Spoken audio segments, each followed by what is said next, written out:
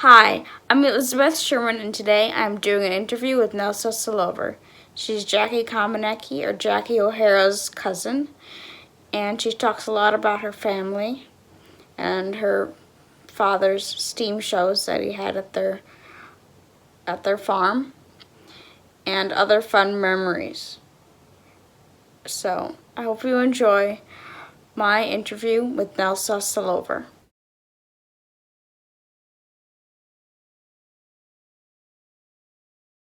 Good morning. I'm Nelsa Selover, and I've lived in Cuga County my whole life. I was born in Auburn Memorial Hospital and lived in the town of Aurelius for the first 4 years of my life. And my birth name is Nelsa Lee O'Hara. And if that name sounds familiar, it's because Ward O'Hara is my uncle. My dad was his brother, Lloyd O'Hara. And when I was 4 years old, Lloyd's hobby, prior to me being 4, was airplanes.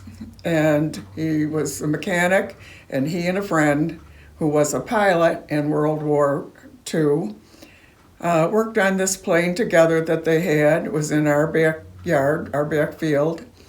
And they were taking it up for test run. They thought they had it all the bugs worked out.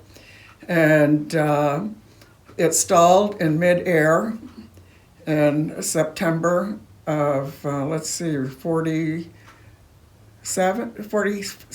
I think, 1948, I believe it was. And they tried to coast it down, and when they hit the ground, and the plane, fuel line broke, and the plane burst into flame. And my dad and George Sullivan, who we called Uncle Sarge, both died in that accident. Not immediately, but they were taken to Auburn Memorial Hospital, and both died through the night from severe burns. And so it was pretty traumatic for a 4-year-old, you can imagine. Yes. And At that time, Nelsa, where was your family home? You said in Aurelius. on Town Line Road in Aurelius. And a lot of the O'Hara farm is still in that area. The whole, my grandparents were Pearl and Edgar O'Hara. They lived in Aurelius. My parents lived, Ward and Ruth lived in Aurelius. My first cousins lived in Aurelius. And my mother did not want to be alone, raising 2 children. I have a sister who is 2 years younger than I am, and she met and married Charles Hitchcock from Lavana, the big metropolis of Lavana. Tell us about this book a little bit. Well, Nelsa. this book was written by his neighbor across the road, Marilyn McKeel Ramson. And she always considered I call him my adopted father because he adopted my sister Jean and I then became Nelsa Lee Hitchcock, and who a lot of my friends knew me by in school. But that was not until I was in 4th grade, so there are people who know me by both names. And so Marilyn wanted to do a book on Lavana because she loved growing up in that community. And I know many of the people that my dad grew up with because those people and their families still remain there. Like the Joneses, who have exploded. We're almost going to have to call it Jonesville, and but a lot of what's written in here was memories with her talking to my dad, also. So Charles Hitchcock, there's a lot of Charles Hitchcock in here in our family history. So we move, and after my mother gets married, a year after my dad's death, and we moved to a farm on Kings Corners Road. And if you grow up on a farm, it permeates absolutely your whole life. You have an excellent work ethic, and so I have an excellent work ethic.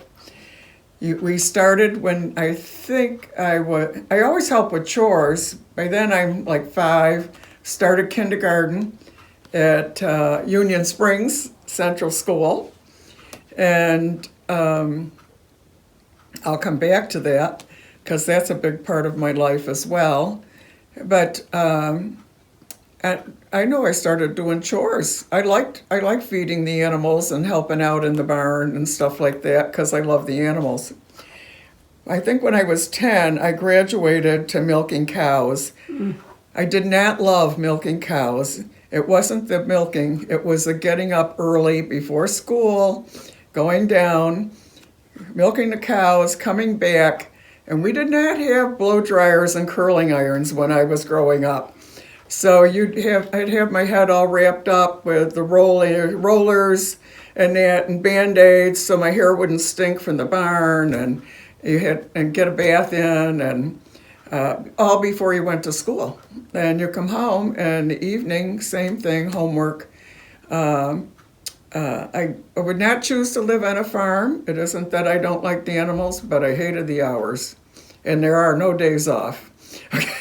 Yeah. Okay.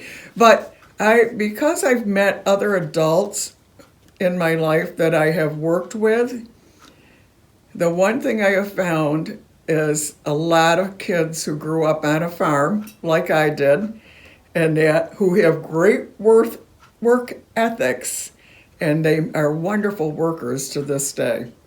And I can't emphasize that enough. And so I'll go back to school. I loved school. I love learning. I still love to learn new things. I'm not done by any means. And so at Union Springs, one of our family traits is we have 4 generations now who have graduated from Union Springs School. Pretty proud of that. My adoptive dad, Charles Hitchcock, graduated from there. He was one of the first classes. They moved up from where the little school they had where the Big M is now. Or now Yes. it's not the Big M, jeepers. I never can get the name straight. Union Springs Supermarket is. And that he was going to school there when the high school, it was a whole school. It was elementary, it was high school, junior high, everything there. So his class moved up there, and I don't remember what year he moved up, but I believe he was in high school when he moved up there. And myself and all my sisters and brothers have graduated from Union Springs. I have 2 kids, Michael and Linda Selover, who still live in this area and love it like I do, who graduated from Union Springs. And because they still live here and grew up here, and that, my 4 grandchildren all went to Union Springs and graduated from here. And beyond that, I have a grandson who is, now 30, who's bought a home in the Union Springs School District. He's not married yet, but I hope someday he will be. And then we'll have 5 generations at Union Springs. I will tell you a little bit about Union Springs, though. We were the first of the baby boomers, our class was, and they didn't have room for us. They cleared out a room, an office room, next to the principal's office for my kindergarten room. And we were spaced, if you lived in the Fleming area, they had people up over the Grange in Fleming in my class. And in Cuga, we had people up over the IGA in my class. So we did not all meet till they put the addition on the school. They put the addition, I'm not even sure what that's called now, what the section is, and by the time I was in, I'm jumping around, sorry about that. In first grade, I ended up going to first grade, my whole year in first grade, in what is now the Trinity Methodist Episcopal Presbyterian Church combined down here in Union Springs next to the bank. And that was first grade. By second grade, the new addition was on, and we all were up there. And also, they built the whole school down in Cuga, too, to accommodate this growing population. I mean, we just exploded.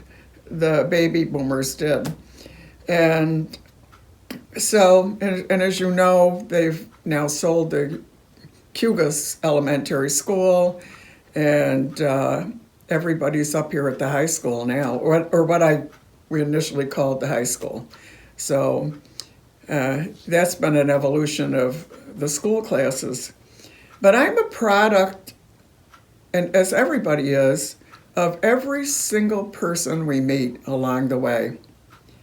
Every thought we think is something we've learned from somebody, whether it's been a good book or our grandparents or our parents, teachers. I've had the best teachers. I loved school.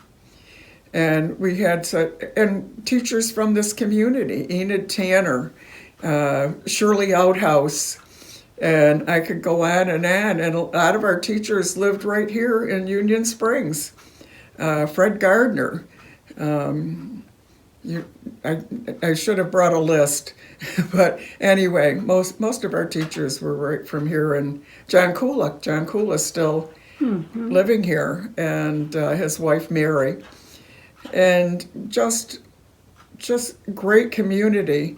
And the other thing I want to say that permeates my life too is the faith, family, and friends. I have been so blessed with all of the above. Even starting back with my dad's death, I was going to Sunday school, and how my mother told me about my dad's death was to say he had gone to heaven to be with Jesus, because I had a background in that. The only thing I remember, though, is about a week later, I wanted to know when he was coming back. Like it was a vacation. That was my 4-year-old concept of that. So now we're up on Kings Corners Road. We've been there for quite a while, going to school. I'm in my senior year, and on Valentine's Day of 1961, we had 60-mile-an-hour winds that night, and great big 22-room farmhouse. And we had a fireplace, which we all loved, and that fireplace was going in addition to the furnace. And we had wooden shingles on the house, and the winds blew open up the flaps, separated the wood shingles, and a spark got in from the fireplace and started a fire. My parents, when I saw it, my bedroom was nearby, so I could see it. My parents woke us up and to get us out of the house. It was just only maybe a 12-inch radius of a fire, but it had also, we'd had a terrible snowstorm. Not a little less than what Buffalo got this week, but it was bad, and they'd called the plows off the road. And so they had to call the plows back on the road to open up the roads for the fire departments to even get there. That, and with the 60-mile-an-hour winds, everybody got out. We're blessed about that. And I know my mother, my sister, and we all went to the barns, because the barns were in direct line with the winds and the sparks that were coming from the fire to keep the animals calm. And the next day, we moved in with my grandfather in the big metropolis hamlet of Lavanna. And he too had a great big huge brick farmhouse, which still sits there. 95 years the Hitchcock family lived there. My grandfather, Elmer Hitchcock, and Laura owned the farm, but her dad, I just went blank, Alfred Batty, came to live with them. And so there's 2 generations together right there. Now, can you imagine my grandpa who lived by himself because my grandmother Laura had passed away before my mother married Charles Hitchcock, so I never met her. But I've heard wonderful things about her and feel like I know her from all the people who've talked about her and loved her. And so there's my grandpa living by himself, maybe happily. And all of a sudden, he's got 8 kids and 2 adults living with him. I'm going to tell you, I loved it because I loved hearing his stories. And I loved hearing his stories about my adoptive dad, who wasn't as perfect as he would like to have had us believe. Oh, dear. And including him talking about my grandmother Laura. My family has saved everything. 95 years in one house, and nobody threw anything away. And I brought with me a picture today, which I shared with Elizabeth, because I grew up in an era where women were beginning to find their place in the world. And I came across a picture that had been saved of my grandmother, Laura Batty Hitchcock, fighting for the women's right to vote over a year ago, or over 100 years ago. I think it'd be 102 years this year, I believe. I think we celebrated it 2 years ago. And I came across this picture, and in the picture is my grandmother, my grandfather, Elmer Hitchcock, her dad, Albert Batty, and a couple of other people that I did not know. And I also came across a picture of, right now in our area, we have a Democratic women, and we have Republican women's clubs separate. But when in my grandmother's collection, there was only one party. There was not a party. It was all women working together for the women's right to vote, and thank God. And then they in turn helped other people get the right to vote, including Black persons, and I'm blessed to have this kind of a history. And along with that, I want to mention that my other 2 grandmothers, Evelyn Battershaw and Pearl O'Hara, were also very strong women. Very strong. So great example for me, for sure. And I understand, Elizabeth, that you've done an interview with my first cousin, Jackie O'Hara Kamenecki, as well. So I'm guessing she may have made reference to our grandmother, Pearl O'Hara, who was certainly a role model for both of us. Yes, she did. Actually, when she sold her house in Cayuga, I bought a domed trunk that used to be Pearl's.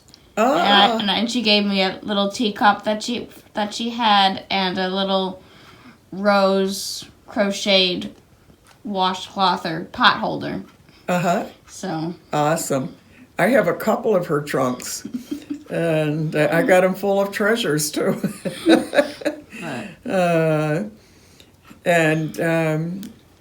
So where can I go from here? I don't know if you want to take the pictures right now, Elizabeth. Good if I hold them up a little bit?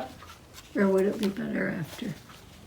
You can hold them up a little bit, and I'll look at them. Okay. And are there ones on the back, too? There are. And I will say my sister Susan was a great historian, and she's the one who put all these photographs together and labeled everything. She worked for years on this information. Okay. Thank you. God. Thank you. Yes, very good.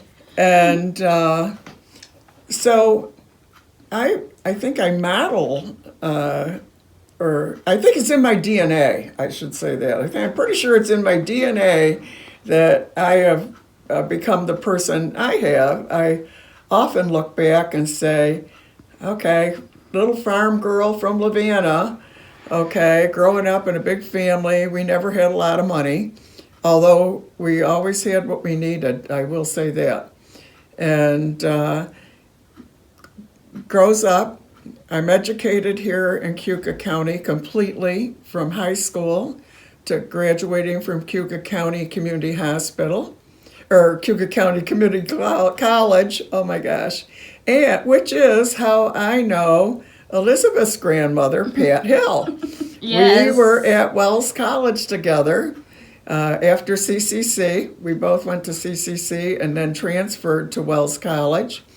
And both women who like to, women in lifelong learning, that's what they called us.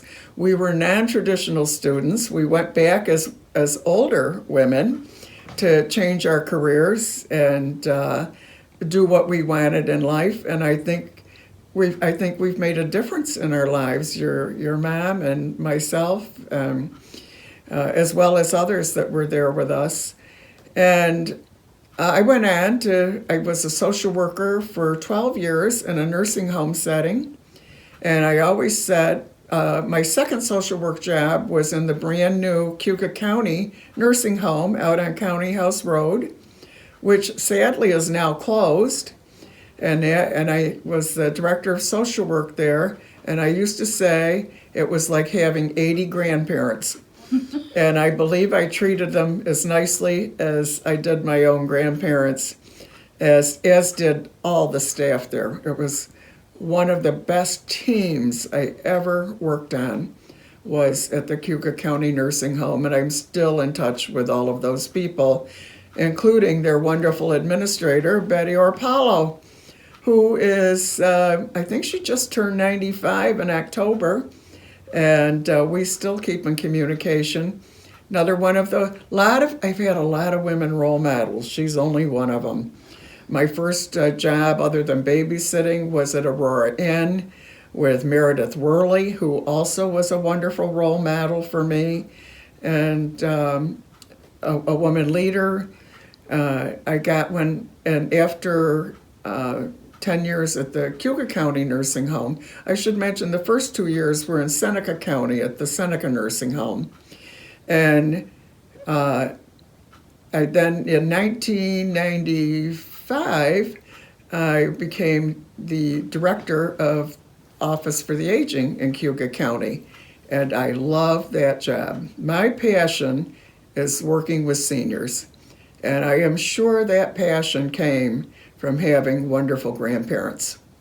And I still, and now I am one. And so things that we have, I feel great about things we've worked on for rights for seniors and good housing. Good, in fact, we have a nice senior housing complex, subsidized senior complex right here in Cayuga County.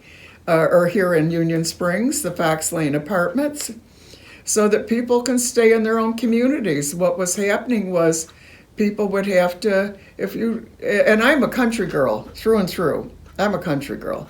I hope I always am able to live in the country. And it's just peaceful, and I'm thankful for places that have been built. We worked with a lot of great groups, Homesite in Auburn, helped build all these, 2+4 construction, and I'm now on boards still in the community with the Boyle Senior Center and Bluefield Manor, and I'm happy to have been a big part of getting Bluefield Manor in this community as part of our office and a team. When I first went to the Office for the Aging, I did a survey because I thought Joan Gallo, my predecessor, done an incredible job. There already was a lot of subsidized senior housing in the area. And so I wanted to know what we could add to that. And I should say she too is the one that got going the SCAT van service, which is all volunteer drivers.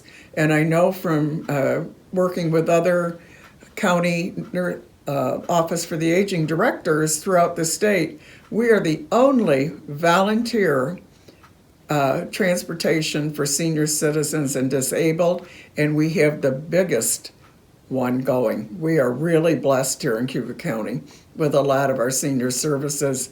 The Meals on Wheels program Joan started, and I thought, well, but my job should be easy. I'll just be keeping going the good things that Joan started.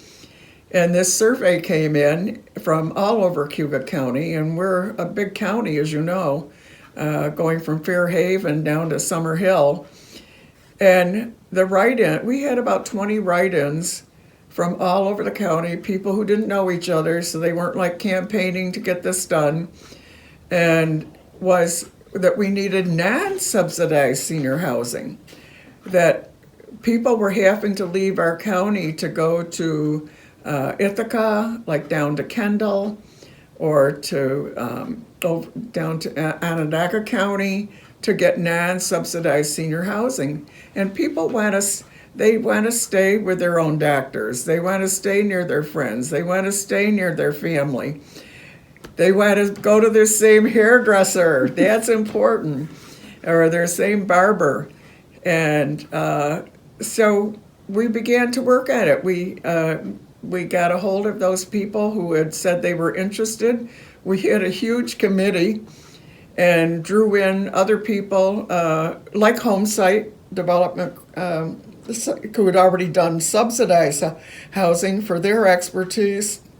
We brought in city planning department had a representative. The county had planning department had a representative, and we began to look at other senior housing around us, and we finally found one in Lowville that we thought was the right size for us. And the short story is that Purcell Construction built that. They agreed to come down and help us build ours, and in the year 2000 we opened up the Bluefield Manor on Bluefield Road. And it's really a wonderful, people from Union Springs now live there as they've not been able to take care of their own homes, but they go to their own churches too. I should not fail to say that. And still be with their family and friends, and can go out to lunch with their friends. And if you haven't visited, it's a beautiful place, really is. No, it is. It's very pretty, very nice. Yeah. I recently did an interview over at Bluefield Manor with Pat Kimber. We interviewed Charlie and Bev's gang. Oh my gosh. Charlie and Bev were my neighbors for 25 years on Davis Road. I failed to mention that I married a guy from Union Springs also, who graduated from Union Springs, Larry Selover. That was in 1964, and that's when I had my third name change. So I am Nelsa Lee O'Hara Hitchcock Selover. And so some people watching this will recognize that my son is Michael Selover, who's very active in the Springport community also, serves on the town council, and is a volunteer fireman since he was 18 years old. And my daughter Linda was Linda DeCaro now, and she lives right here. They both of my kids live within a 3.5 mile radius of me, and they both live down on Route 90, just south of Union Springs. Linda lives in one of those beautiful historic stone houses that were built with a quarry stone around here. And my son Mike lives just half a mile down the road south of her in what used to be his grandparents' house. That was Lawrence and Mabel Selover's house. So we are very much connected, this community, in our DNA and our memories, and fun things that we, engaged in. That my dad was big into horse. My adoptive dad, just for distinction here, was big into horses and steam engines. I could not be talking about him without a wider range of this community and state knowing that he had a huge collection of steam engines. And we have posters, but not one of those posters has the year on it. So the best we can recollect that was in the 70s, and we think they might have started about 1972.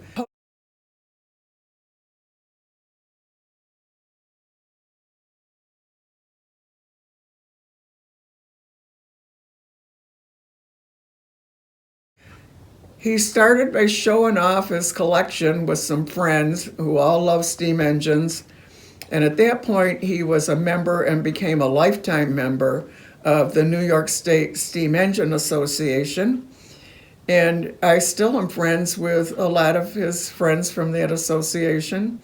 And he had a steam up at his house one day in Lavana at the farm, using all his antique machinery, his horsepower, because he had, gosh, I think we had about 14 big workhorses at that time. Percherons, he loved Percherons, and steam and engines.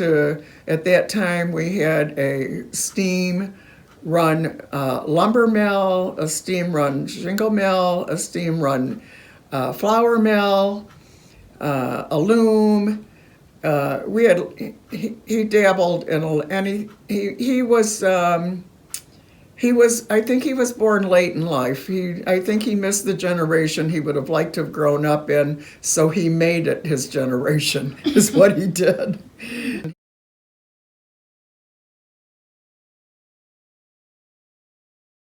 And he had all these friends that came from near and far.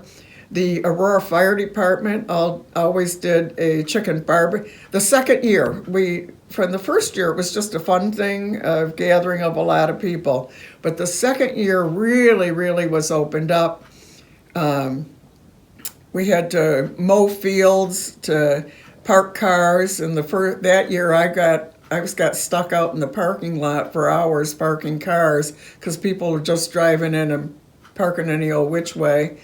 And then the Aurora Fire Department for annually, and we think he did it for 11 or 12 years in a row, and did a chicken barbecue, which was their fundraiser, because my dad had been a member of the Aurora Fire Department.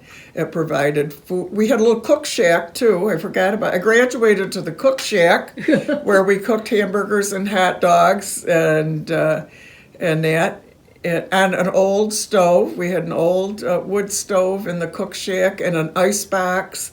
We had all old things in this little cook shack. And then my ultimate job was I graduated to the flour mill, which really was just so attractive because I was covered with white flour. My whatever outfit I picked, that's what I was covered with. And that was a lot of fun, but it was a lot of work. And it had to be in the 70s because my daughter Linda was born in 66 and Mike was born in 67, and they both helped out. They were the runners. They would run the errands and messages. We didn't all have cell phones in our pockets or anything like that to communicate, so my mother and the women of the husbands that were there helping out with the steam equipment and everything, they'd be all cooking. They cook for all the volunteers that helped, and they'd come in shifts into the great big farm kitchen, and with lots and lots of food, and us kids, we got to eat last. But there was still lots of food. My mom was always known for her good cooking. And in fact, my mom, a lot of people know Reva Hitchcock, who live in the area, because she was a cook at Aurora Inn. And it was my mom, Reva Hitchcock, who made the homemade pies that Aurora Inn was famous for. Those were my mother's pies. And we have learned, my daughter Linda and I have learned from my mother how to cook those wonderful pies. So we can make great coconut cream pies and all the others that she made. But coconut cream was one she was most noted for. And so now we're on the farm, and this is before the steam shows. I forgot to insert in here. we've had a lot of tragedy all related to fires.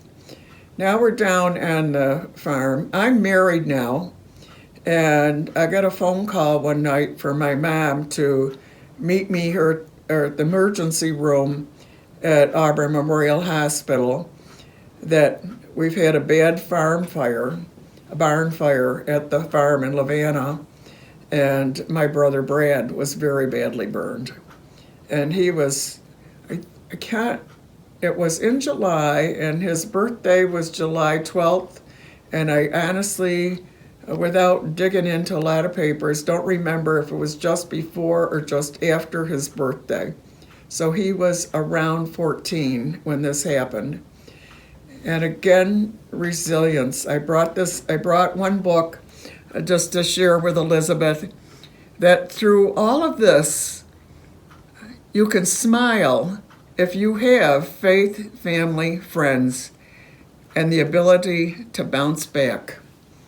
And our family has certainly been one to bounce back, including Uncle Ward, who had a bad barn fire, and bounce back from that.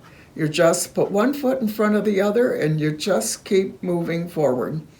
And I don't know how anybody does that without, I call them my 3 F's, the faith, family, and friends, because my life has been filled with all 3, thank God. So Brad went through a series. They had just built the burn unit at Upstate Medical Center. And that's what saved his life, is because it usually isn't the burns that kill him, it's the inhalation of the smoke, the damage to the internal organs.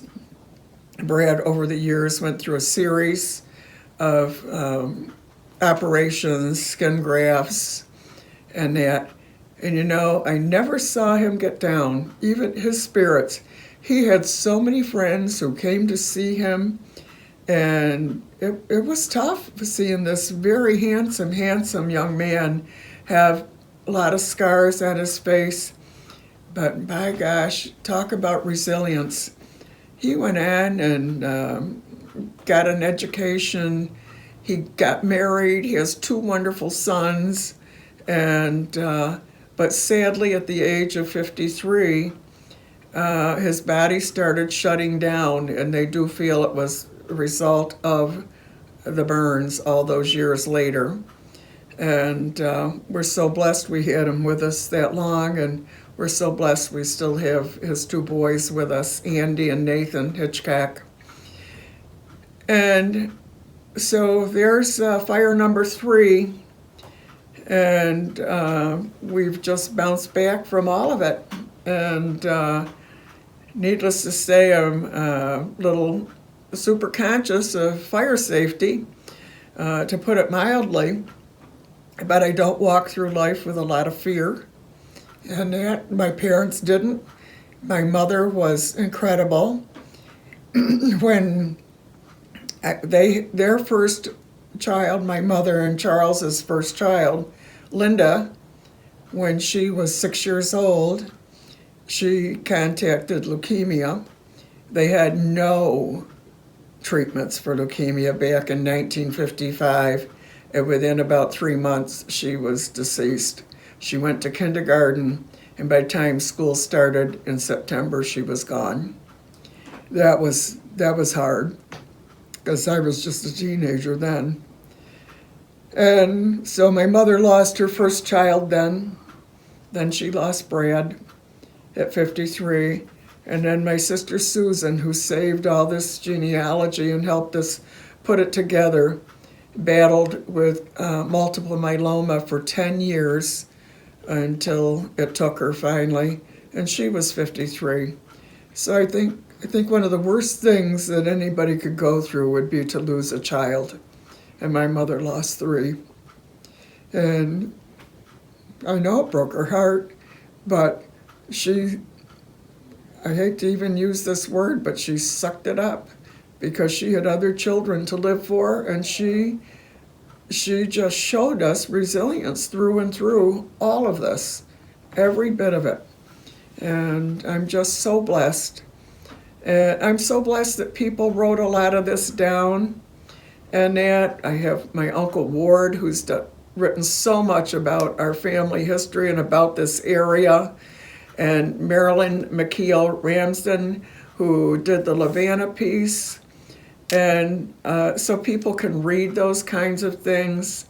But I'm just so blessed to be in this community with families who've lived here. I mean, I am friends with people who were my parents' friends, okay? And just even this week and New Year's Eve, a dear friend of mine who used to be a neighbor, Mary Gavris Borkowski, who lived on Davis Road too, passed away at the age of 102.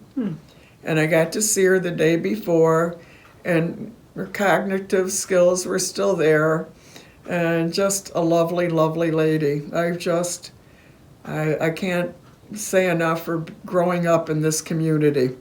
And it is all about the people who live here and the generations who have lived here, and passing on these wonderful values and care and love and integrity, all those things.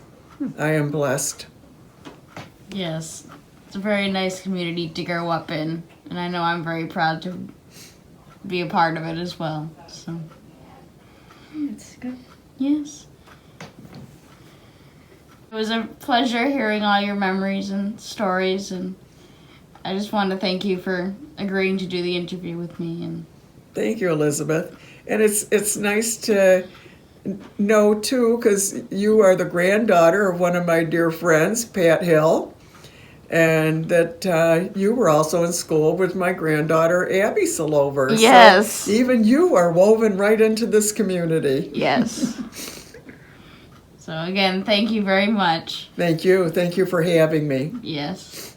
Nelsa, could you tell us a little bit about your experience on the farm and your family's involvement with the horses for the stagecoach, the Aurora stagecoach? Thank you for that reminder, Joan.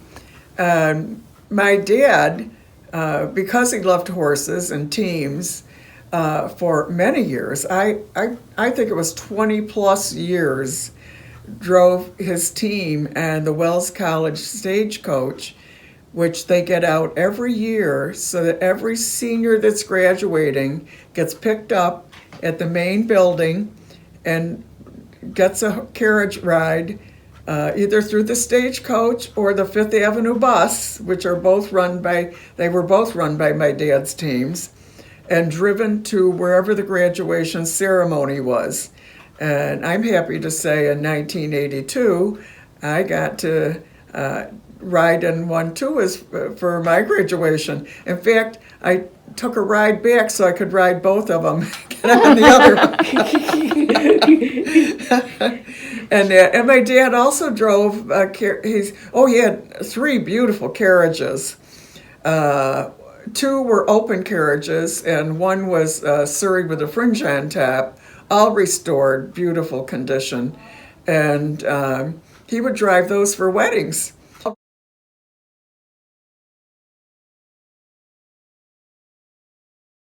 And in fact, my daughter Linda, he put the horses on truck and the carriage and that, and took them to Auburn, where she was getting married at our church, St. Peter and John Episcopal Church in Auburn, and drove her to her wedding. In fact, my brother Bill, who also worked with my dad a lot on the horses and teams, said he missed the wedding because he had to take the horses back to the farm. And I never even realized that. He said, I made it for the reception, but I missed the wedding. Oh yes, somebody would have to take care of the horse. It's not a limo that you can park out front and just turn it off. All those romantic ideas sometimes have the other side isn't so romantic. That's right. So there are lots of aside stories, but thank you for reminding, because that was a huge part of our family's life. And I would be down the day before polishing brass and leather for the harnesses and everything that went on the horses for all those weddings, and that was my part, and helping groom the horses. I shouldn't do this interview without mentioning my sister Nancy, who was a huge horse lover too. She was a big heart. And talk about strong women. Again, the women, all my sisters were strong women as well. But Nancy went on to learn how to drive the team. And I forgot to mention that Nancy was driving the stagecoach driving that team on the stagecoach the day I graduated and rode in that stagecoach. That was pretty, we got lots of pictures. That was pretty exciting. So I think my whole family remains involved, and they're not all living in this community. My brother Bill is. He's very involved with the Masons here and the Sons of the American Legion and the Lions Club. He loves cooking. Does a lot of the barbecues that help raise funds for the area, and my sister Nancy, who now lives in North Carolina, is very involved with theater groups down there and their historical society. She's a member of the New Bern Historical Society. And so when we've gone down to see things that they were doing down there too, because they are big in American history. And we have lots of nurses in our family that are actively involved in the care of our community. And again, thank you, Elizabeth. You're very welcome. Boy, you picked my brain today.